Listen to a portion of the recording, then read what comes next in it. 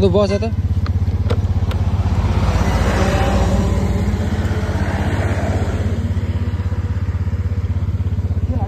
हाल्यो त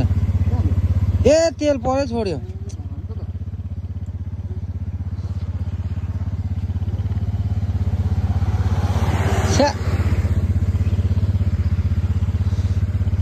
हतार हुन्छ त्यस्तै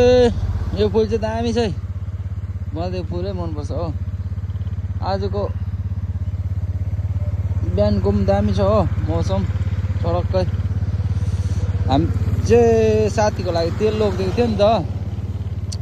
जर्किनमा ल्याइदिनु भने चाहिँ किन्नु चाहिँ किने मेरोमा हाल्यो तेलै बोक्नु बिर्सेछ उलेर आउँदैछ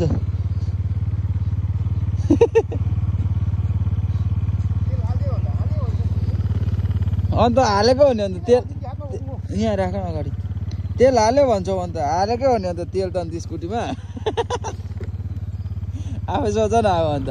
जर्किनको तेल ल्यायो भन्दाखेरि ल्याएन भन्नुभयो त लु साथी हो अब फेरि मेरो सुरु भयो गाल्डाङ गुल्डुङ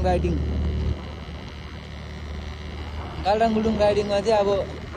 थाहा भएको कुरो हो होइन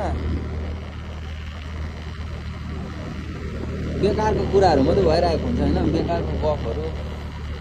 दिइरहेको हुन्छु म होइन सो त्यसमै भ्युज आउँछ अन्त राम्रो भ्लग बनाएर हाल्दाखेरि आउँदैन अन्त त्यसमा भ्युज हो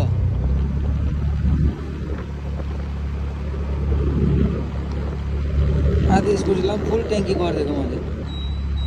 उलिक भइरहेको होला आज त स्कुटीलाई है भाइ सधैँ सुक्खा ट्याङ्की हिजो त पिलिकमै आइदिएको नि म पिलिकमै आएको नि म हिजो